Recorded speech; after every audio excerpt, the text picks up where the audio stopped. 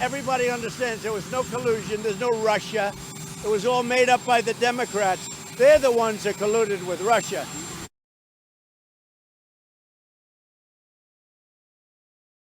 Intelligence officials went behind closed doors, briefed members of the House Intelligence Committee that Russia is interfering in the election with the hope of getting President Trump reelected. That's right. Well, if we see a pattern now developing within this administration where a couple of things keep on happening. One, that the intelligence community releases an assessment that Russia interfered in our elections or is trying to do so again. And then you have the president's skepticism toward that assessment, especially because he feels like it delegitimizes his own victory and doesn't want that to happen again. And finally, backlash against officials that sort of perpetuate that view.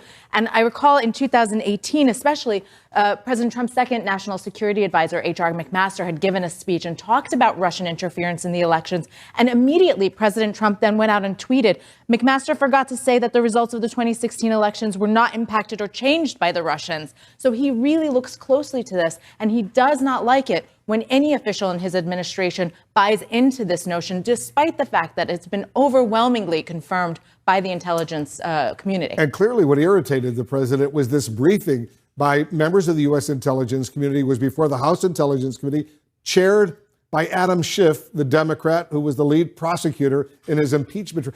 And the president basically concluding, why are members of his intelligence community telling Adam Schiff anything? That's right. We've learned that essentially the president is so worried about any further ammunition that the Democrats could get in their hands, including any kind of doubt that he could win this election fair and square. And so he was furious about it. He did not want intelligence officials to go and brief the Democrats. And there were repercussions, obviously. Now we see that Joseph Maguire, the acting DNI, is on his way out.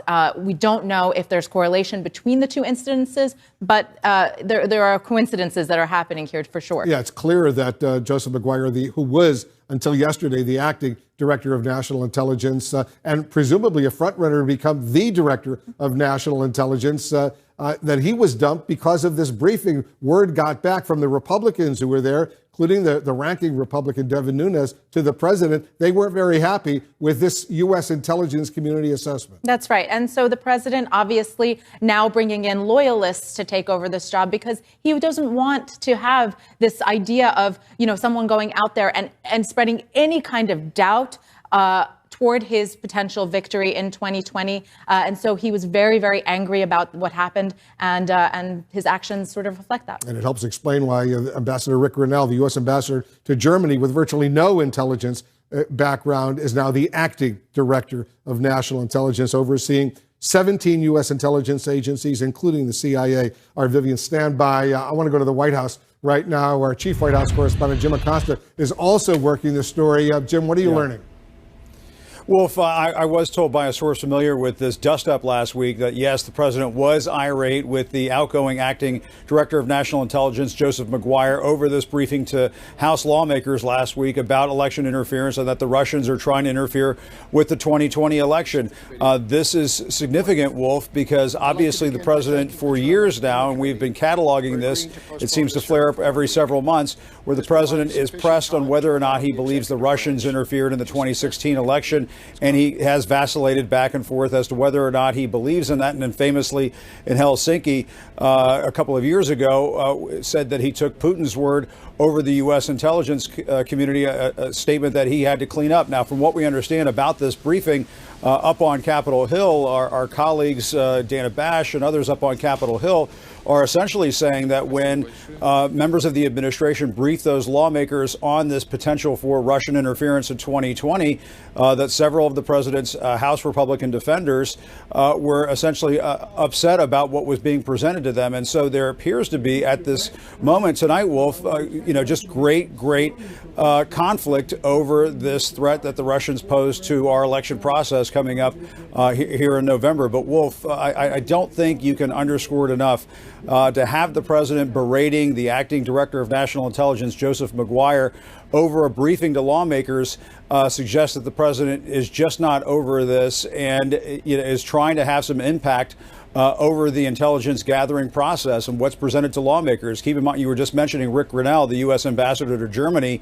I was told earlier today by a senior administration official, this official was reiterating that Rick Grenell is going to remain the ambassador to Germany, that he's going to become the acting director of national intelligence for just a brief period of time until the administration finds a new director of national intelligence. But Wolf, what competent, serious-minded intelligence official in Washington is going to want to take on this job, which, after all, was created after 9/11 to make sure there isn't another 9/11, given what we know tonight, that the president was irate with the director of national intelligence just for having a briefing to lawmakers about a threat to American democracy? Wolf. Stand by because Maggie Haberman of the New York Times, one of our CNN political analysts, is joining us on the phone. She's the co-author of the New York Times report on this. You guys broke the story just a little while ago, Maggie. So update our viewers on what exactly you and your team are learning. Sure. Well, the president berated, as Jim said, Joe Maguire, who is no longer the director of intelligence, last week after he had heard that officials from the intelligence community had briefed House Intelligence Committee members on election interference. Part of that briefing was a statement about Russia and ongoing activities to try to influence the 2020 election, that their interest is in seeing President Trump reelected.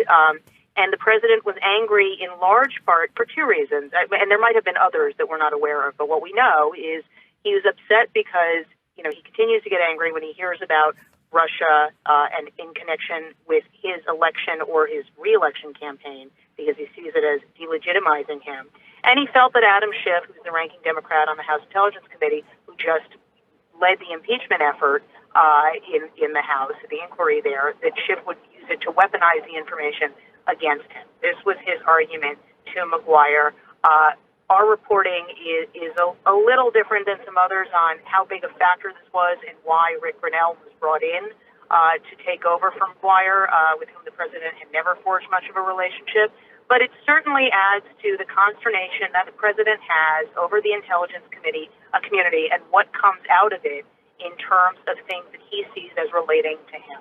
In your report, Maggie, you say that the intelligence official who briefed members of the House Intelligence Committee, Democrats and Republicans, Shelby Pearson, was rather blunt.